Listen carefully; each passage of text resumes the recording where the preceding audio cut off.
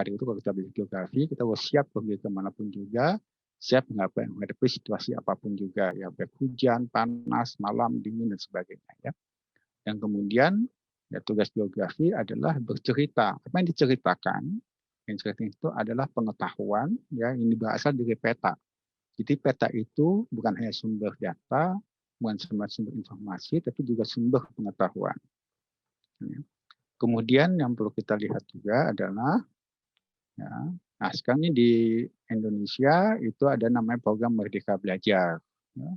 Nah, Merdeka Belajar ini itu tidak hanya belajar di dalam kelas, ya, tidak hanya belajar di satu universitas, tidak hanya belajar di satu prodi.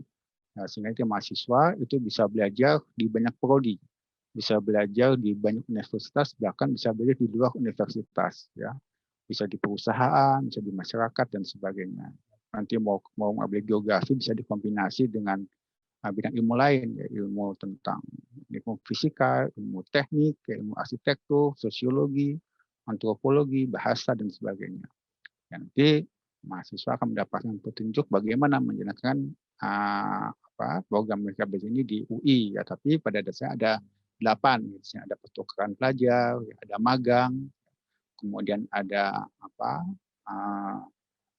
penelitian, ya macam-macam, ya. Bahkan ada yang kerja sosial. Nanti silahkan ya, geografi itu disediakan waktunya. Biasanya itu mahasiswa tahun ketiga ya bisa menjalankan Merdeka Belajar ini. Kenapa tahun ketiga? Supaya nanti mahasiswa sudah siap untuk berpikir secara kritis, ya, untuk mencari, menemukan pengetahuan-pengetahuan baru sehingga nanti bisa menyesuaikan diri dengan kebutuhan masyarakat dan kebutuhan tempat-tempat di mana nanti mahasiswa itu akan beraktivitas di perusahaan internasional, di perusahaan nasional, atau bahkan di sekolah-sekolah yang ada di seluruh Indonesia. Nah, ini contoh-contohnya ya, seperti ini. Nah, kemudian untuk Merdeka Belajar itu, nah di UI ini kita ada macam-macam jalur ya. Jadi pertama mahasiswa itu harus lulus 144 SKS ya, dalam waktu 4-6 tahun. Komposisinya itu ada 100 mata kuliah wajib, 100 SKS mata kuliah wajib, ada 44 SKS mata kuliah pilihan. Nah, mata kuliah pilihan itu disediakan hanya di 2 semester, semester 5 dan semester 6. Jadi semester 1 sampai semester 2 itu mata kuliah wajib semuanya. Itu semester 7 dan 8 itu wajib kembali. Jadi hanya 2 semester, sementara tahun ketiga itu untuk mata kuliah pilihan. Nanti pada tahun ketiga ini mahasiswa boleh memilih mau mengambil mata kuliah di prodi semuanya, atau mata kuliah di luar prodi di Fakultas Teknik UI misalkan, ada di Fakultas Fisip ya UI, atau di luar prodi yang non UI. Jadi misalnya mengambil mata pelajaran kehutanan di IPB, ya, silakan saja. Itu mesti dicek dulu ya apakah ada kerjasamanya atau tidak. Kemudian nanti bisa juga tadi di perusahaan yang magang dan sebagainya. Nah di UI sendiri itu mahasiswa nanti bisa ya mengambil namanya major minor ya. Jadi sebagian besar SKS diambil di geografi, nanti beberapa tambahan SKS yang jumlah tertentu diambil di luar geografi. Atau double major. Jadi nanti mengambil jumlah SKS yang sama antara 2 prodi yang berbeda. Ya, atau fast track. Ya, nanti fast track ini nanti mungkin Pak Muhammad nanti bisa ikut menjelaskan, itu adalah mahasiswa dalam rentang waktu tertentu, yaitu 10 semester tidak salah, itu harus bisa menyelesaikan S1 dan S2 sekaligus. Nah, itu ada syarat-syaratnya, IPK-nya harus 3,5 dan sebagainya. Nah, tapi apapun yang diambil, nanti yang dipelajari itu ada beberapa hal. Pertama tentu tentang prinsip-prinsip keilmuan. Yang kedua itu berkaitan dengan geografi fisik dan geografi manusia ya, sistem lingkungan alam dan sistem lingkungan sosial.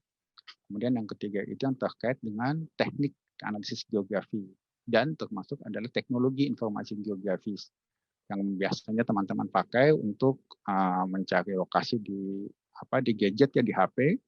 Itu sebenarnya di balik itu adalah ada ilmu-ilmu geografi. Kemudian berikutnya ada penerapan ilmu geografi ya, baik itu di pemerintahan, di perusahaan-perusahaan, di masyarakat ya, maupun di bidang akademik ya, di bidang penelitian. Nanti teman-teman bisa memilih bidang risetnya. Ada riset dengan dinamika bentang alam ya, ada politik ekologi, ada transformasi sosial ekonomi, dan ada teknologi informasi geografi untuk kehidupan. Nah, kemudian ini tadi ini bidang-bidang risetnya ya, nanti bisa dilihat ya. Jadi kita punya 4 bidang riset. Nah, kemudian kalau nanti teman-teman mencoba untuk mendeteksi ya apa fokus riset yang ada di geografi UI, nanti itu bisa dilihat di sini. Nah, ini jadi kalau geografi UI itu, nah ini risetnya banyak sekali ya, tentang estuaria, kehidupan, ya, tentang bencana, ya, ini di database UI ya, ada kualitas air, ya, ada modeling, ya, kemudian ada pertanian, ada iklim, ya, gempa bumi, ya, kemudian ada El Nino. Jadi silakan ya nanti teman-teman ingin fokus kemana. Inilah yang selama ini kami para dosen, para mahasiswa mengembangkan penelitian-penelitian terkait dengan 4 bidang tadi. Nah, fokusnya ada sekian banyak. Nah, kemudian inilah kira-kira aplikasinya. Jadi ada untuk urban planning, jadi kalau kita pakai peta-peta yang dibikin dengan teknologi GIS tadi, itu bisa untuk deteksi kualitas lingkungan berdasarkan perubahan dari tutupan lahannya. Ya. Nah, ini kemarin teman-teman para asisten dosen ini mencoba untuk membantu pemerintah dengan membuat sistem informasi untuk COVID. Nah, ini bisa digunakan di mana di di BNPB ya, Badan Nasional Penanggulangan Bencana, dipakai di sana. Ya, alhamdulillah. Ini ada untuk perencanaan kota. Teman-teman yang suka dengan perencanaan kota, ya planologi, silakan juga bisa pakai untuk aplikasi untuk di uh, apa, geografi untuk perencanaan kota. Ya. Kemudian untuk kebencanaan, untuk tourism, ya, pariwisata, untuk pertanian. Jadi bidang aplikasi sangat luas karena kalau kita bicara tentang apapun di muka bumi pasti kita membutuhkan peta. Dan geografi tadi itu tugasnya adalah menghasilkan pengetahuan berdasarkan peta.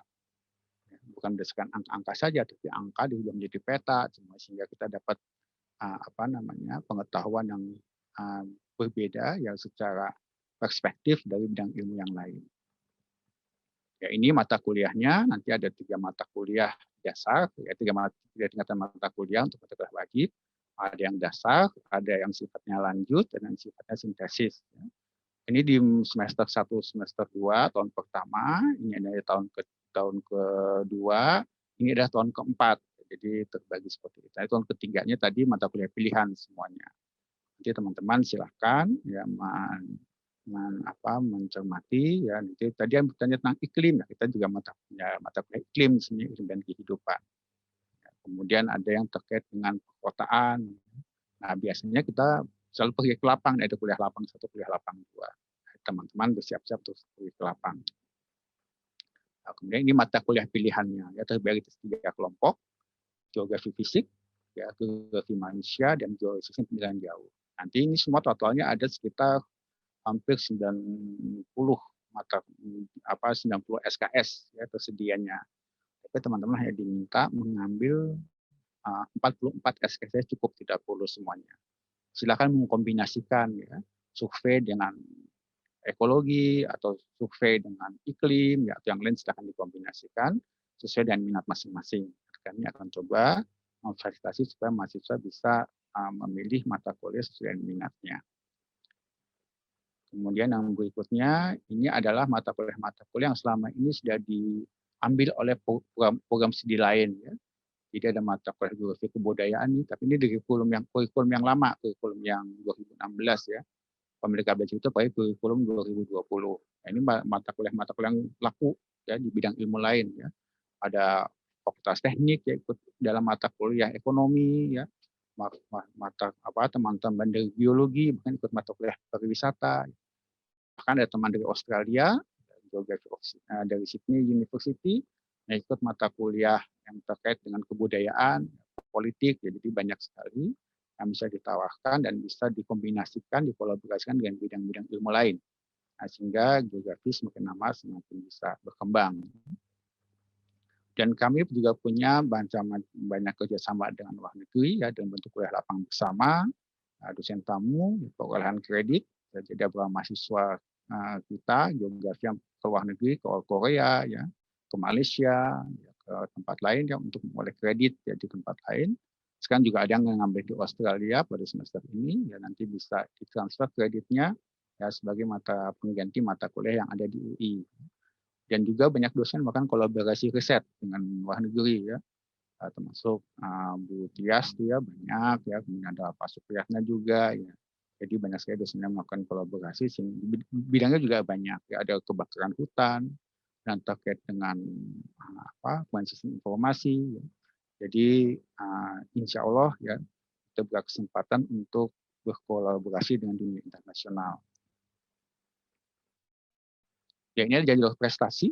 Ya, ini mahasiswa kita jalur prestasi, ini mahasiswa geografi yang juara di lomba ilmiah nasional ya, mahasiswa. Dia menyusun skripsi untuk mendeteksi cadangan minyak sehingga muncul di banyak media massa. Ya, sekarang beliau sudah bekerja di Bappenas ya. Kemudian ada satu karya mahasiswa skripsi yang jadikan buku. Ini juga karya yang menarik. Ya. Kemudian juga mahasiswa-mahasiswa yang terlibat di dalam kerja sosial ya, pendampingan masyarakat yang kena bencana. Ini juga banyak mahasiswa geografi juga yang ikut kegiatan-kegiatan olahraga sini berprestasi, dan juga satu taekwondo, ada yang tadi Mas Stefan ya, yang stand up comedy, ya, jadi banyak sekali.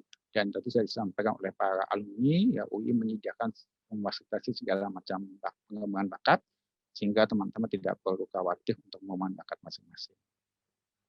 Dan ini adalah hasil belajar yang diharapkan. Jadi geografi adalah ilmu yang overlapnya di bidang itu banyak sekali. Ada non politik, sosiologi, ekonomi, kimia, fisika, matematika. Nah, jadi teman-teman silahkan ya ingin mengembangkannya ke arah mana, mengembangkan minat, tetapi ya kita harus bisa menggabungkan sekian banyak pengetahuan menjadi satu peminatan yang spesifik. Sehingga kalau teman-teman belajar di geografi, ketemu dengan sosiologi, tidak canggung untuk berbicara tentang sosial. Bertemu dengan teman-teman matematika, tidak canggung berbicara tentang pemodelan. Jika kemudian teman-teman dari bidang ilmu lain, dari politik, lingkungan, tidak canggung. Kita bisa masuk kemanapun juga, tapi dengan satu minat yang kuat, satu minat yang khusus, tapi memiliki landasan ilmuwan yang cukup banyak. Dan kemudian dengan demikian kita bisa mengembangkan kemandirian dalam mengembangkan jaringan, karena masa depan itu oleh jaringan, oleh hubungan sosial. Kalau tidak punya jaringan kerjasama, susah kita mengembangkan masa depan. Kita harus tidak cukup kreatif, tidak cukup percaya diri, tapi harus juga punya jaringan. Jadi semuanya itu harus dikombinasikan antara pengetahuan, kreativitas, percaya diri, serta jaringan dalam hubungan sosial. Dan ini adalah dua bidang pekerjaan yang bisa digeluti ya.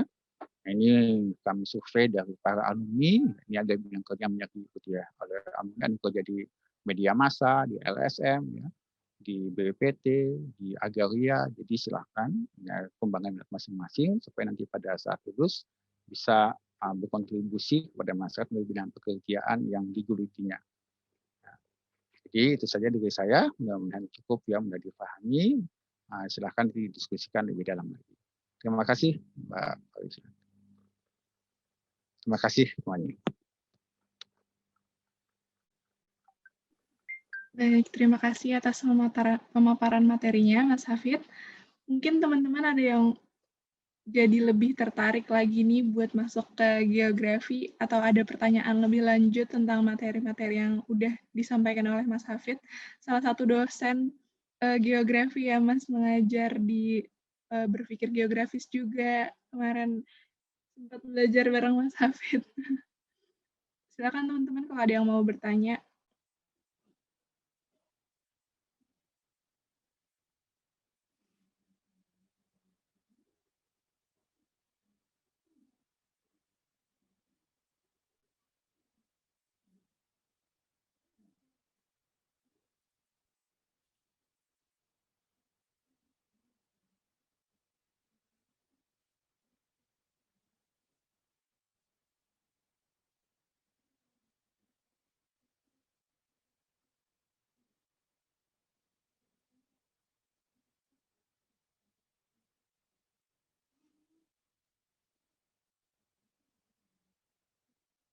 Oke, ada pertanyaan dari Haura dari SMAN 34.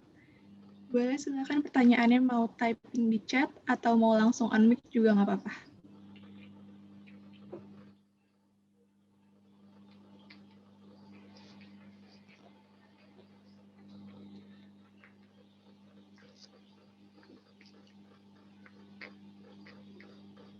Oke, pertanyaannya, daya tampung geografi Universitas Indonesia tahun ini berapa? Berapa ya Mas Hafid tahun ini daya tampungnya? Daya tampung, daya tampung itu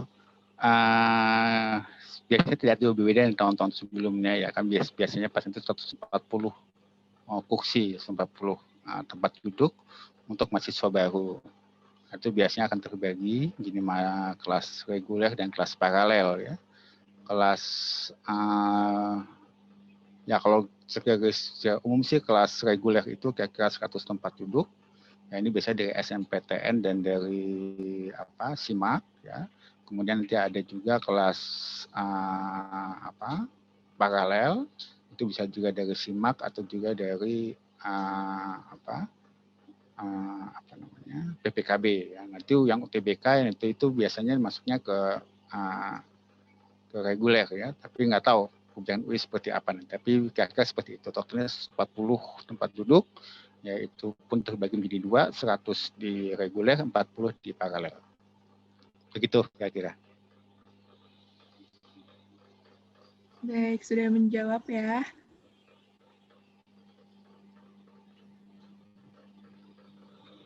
Mungkin ada lagi yang mau bertanya? Tadi udah daya tampung, mungkin ada yang mau nanya, nanti kalau di kuliah tuh geografinya belajar apa aja sih, ya kan? Biasanya sebagai calon mahasiswa baru tuh kita pusing sama apa yang bakal dipelajarin di departemen itu nanti.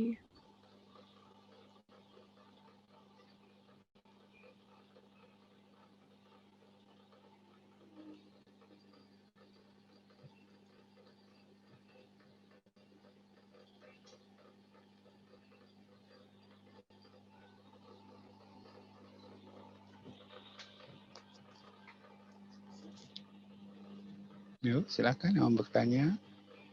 Oh, mungkin Pak Mangapul mau menambahkan sesuatu, Bu Tias kalau ada.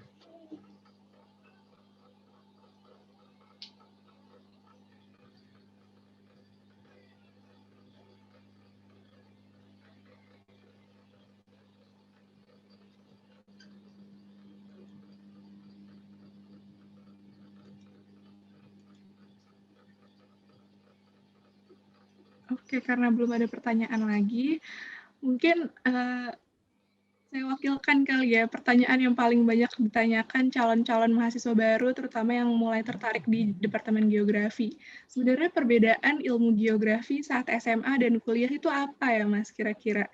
Kayak kalau di SMA kan geografinya mungkin masuk ke jurusan IPS, dan ketika kita kuliah sekarang geografinya masuk ke jurusan FMIPA, yang mana dominasinya adalah jurusan IPA gitu.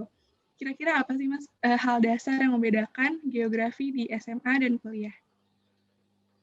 Oke, terima kasih. Ya, jadi untuk SMA dan kuliah geografi ya, jadi memang selalu ada perbincangan di antara para guru geografi ya dan juga para dosen geografi mengenai dua perbedaan itu ya. Di SMA itu masuk ke IPS, kemudian di kuliah itu masuk ke IPA ya. Bahkan beberapa geografi yang menyayangkan teman-teman IPS kayak bisa masuk geografi gitu ya. Jadi secara prinsip masih tidak ada perbedaan. Kalau saya baca buku-buku di SMA itu secara pokok bahasan sebenarnya sudah mengcover hal-hal yang dipelajari di perguruan tinggi, tapi memang itu masih sifatnya parsial, gitu ya. Sifatnya parsial dan itu belum sampai pada yang mungkin sifatnya masih hafalan kali gitu ya. Belum sampai pada bagaimana menganalisis permukaan bumi secara kompleks, karena tadi sudah disampaikan oleh para alumni ya, bahwa kita harus bisa menghadapi kompleksitas. Nah, kompleksitas itu harusnya bisa ditekuni oleh semua bidang ilmu termasuk geografi. Jadi itu yang pertama ya, jadi belum ada integrasi antar pokok bahasan di kuliah itu akan diintegrasikan. Nah, kemudian yang kedua, tentu kalau kita belajar di kuliah itu belajar sifatnya lebih mandiri. Ya begitu ya. Jadi karena sifatnya mandiri, maka teman-teman semua tadi disampaikan punya kesempatan mengembangkan minat, mengembangkan kemampuan. Jadi growth itu nanti bisa berkembang kemana-mana. Nah mungkin di SMA tidak diberikan gambaran bagaimana pengembangan dari ilmu geografi itu sendiri yang bisa berkembang di seorang jadi misalkan ya ada seorang geograf yang bekerja di perusahaan IT misalkan ya, itu ngapain aja, gimana caranya mengembangkan kemampuan geografi untuk bekerja di sektor IT, teknologi informasi. Atau misalnya ada seorang geograf yang sekarang bekerja di bidang perbankan, bagaimana kemudian itu dikembangkan, minat di bidang perbankan, ekonomi, keuangan, tapi landasan ilmunya adalah geografi. Itu yang mungkin juga belum disentuh oleh pendidikan di SMA, pengembangan minat terutama ya.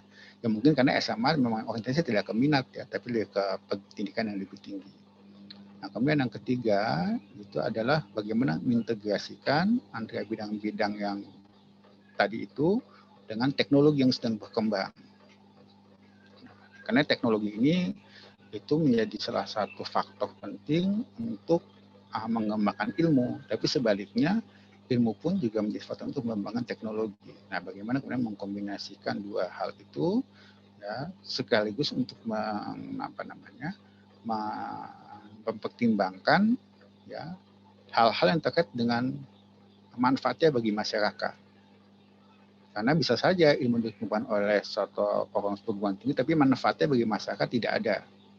Jadi mengkombinasikan tiga hal itu ya, bagaimana teknologi, ya kemudian bidang ilmu yang digeluti, geografi, dan manfaatnya bagi masyarakat. Jadi di sini akan dilatih mahasiswa untuk bertemu dengan masyarakat secara langsung, ya, mendeteksi apa kebutuhannya, ya apa kelemahan dari suatu teknologi, ya, kemudian juga melihat kemungkinan baru bagaimana menggunakan teknologi tadi demi manfaat yang besar bagi masyarakat yang kita dampingi. Kira-kira begitu yang bisa saya gambarkan. Baik, terima kasih pemaparannya Mas Hafid. Karena kita udah di penghujung acara nih, kira-kira ada nggak sih pesan yang Mas Hafid atau Pak Mangapul sampaikan mungkin buat teman-teman calon mahasiswa baru yang tertarik masuk ke Departemen Geografi? Saya dulu ini atau Pak Mangapul dulu? Boleh Mas Hafid dulu karena sudah on-mic. Saya dulu, oke. Jadi ya selama saya menjadi Kaprodi lebih kurang beberapa tahun ya, mungkin 4 tahun ya, 5 tahun ini, itu memang sangat beragam teman-teman masuk geografi ya. Sangat beragam dan memang situasi hari ini ya, masa kini ya, itu berbeda dengan masa saya dulu. Jadi memang teman-teman mahasiswa lebih canggih dalam hal teknologi informasi. Nah, dan saya pikir itu hal yang harusnya bisa diberdayakan ya, kecanggihan itu, kemampuan itu supaya ilmu yang diperoleh itu juga lebih bermanfaat tidak hanya bagi dirinya juga bagi masyarakatnya. Nah, tapi yang perlu diingat juga bahwa teknologi itu ya juga punya sisi buruk gitu ya. Nah, itu yang mesti dicamkan juga. Nah, sehingga pengalaman saya sebenarnya kalau dari sisi teknologi mahasiswa itu memang lebih canggih daripada dosennya. Tetapi memang perlu ada kehati-hatian di situ. Ya.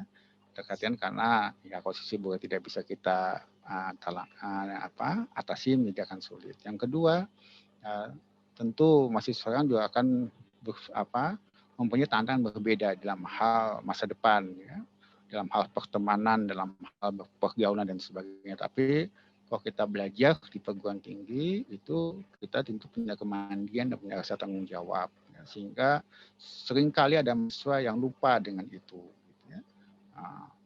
Memilih sesuatu tapi begitu kena resikonya, nah itu kemudian lupa bahwa ada resikonya di atas setiap pilihan. Oleh sebab itu, siswa-siswa SMA yang ingin masuk perkuliahan dimanapun juga, itu harus siap memilih dan siap menanggung risikonya. Dan yang ketiga dalam hal geografi, nah memang banyak mahasiswa itu yang tahun pertama, tahun kedua, bahkan tahun ketiga itu masih belum mengerti geografi itu apa. Ya, saya nggak tahu nih sekarang Mbak Farisya dan ngerti belum geografi itu apa, dan udah mengerti gitu ya. Nah, jadi memang tapi kalau ingin belajar geografi sebenarnya itu mudah ya. Jadi coba saja refleksinya kepada pengalaman sendiri karena yang namanya geografi itu terkait dengan spasial. Spasial itu kemampuan memahami ruang. Dan pemahaman spasial itu sebenarnya sudah ada di dalam insting manusia sejak lahir bahkan. Nah, geografi hanya bertugas membuatnya menjadi lebih ilmiah. Nah, insting itu menjadi ilmiah dengan cara apa? Dengan cara tadi ada model matematis, ada teori dan sebagainya. Sehingga sebenarnya refleksikan saja itu semua ke dalam pengalaman saya. Kemudian yang keempat adalah keberanian untuk menghadapi masyarakat secara langsung di lapangan. Nah, menghadapi situasi lapang yang hujan, yang becek, yang gelap, itu mesti ditingkatkan juga. Sehingga geografi tugasnya di lapang, bukan di balik meja. Ya, di balik meja itu hanya sekali saja. Itu saja, Mbak Felicia. Terima kasih. Baik, terima kasih Mas Hafid atas pesannya. Mungkin dilanjutkan boleh Pak Mangapul, silahkan. Baik, terima kasih Mbak. Untuk mahasiswa baru ya, yang kalau mahasiswa baru S1 ya tidak rugi ya Anda belajar di geografi. Untung banget ya. Kenapa? Karena geografi ini ya satu ilmu ya yang bisa membuat Anda survival. Ya bisa hidup ya. Bisa hidup ya, baik dalam kondisi susah maupun dalam kondisi senang ya. Nah, kemudian juga kompetensinya juga ya mengakomodir kebutuhan ya zamannya ya. Kita bisa lihat nanti ya kompetensi di S1 seperti apa, kemudian di kompetensi S2 seperti apa. Nah, kemudian juga dari S1 ke S2 ada jalur fast track ini. Jadi siswa yang qualified-nya bagus ya, itu bisa langsung nanti ke program magisternya. Ya, jadi hanya 8 semester atau 4 tahun Anda sudah dapat gelar magister. Ya. Jadi itu satu daya tarik juga itu. Jadi jalur fast track. Ya. Nah, bila Anda sudah masuk ke S2, nah Anda juga akan bahagia juga nantinya setelah selesai. Ya. Kenapa bahagia? Ya, itu ya Anda bisa survival, bisa hidup ya lebih baik lagi ya pada zaman itu. Ya, jadi kompetensinya juga untuk S2 juga ya sangat mengakomodir kayak kebutuhan ya di zamannya itu. Ya. Dan kelulusan juga cepat. Bisa ya 3 semester ya. Paling lama ya 4 semester. Gitu loh, 2 tahun. Kalau jalurnya jalur yang sifatnya reguler atau kelas, dan juga jalur ini by riset. Nah, by riset ini ya tidak perlu ya sit in di kelas, ya cukup ada habitnya itu adalah bisa menulis dengan baik yang by riset itu.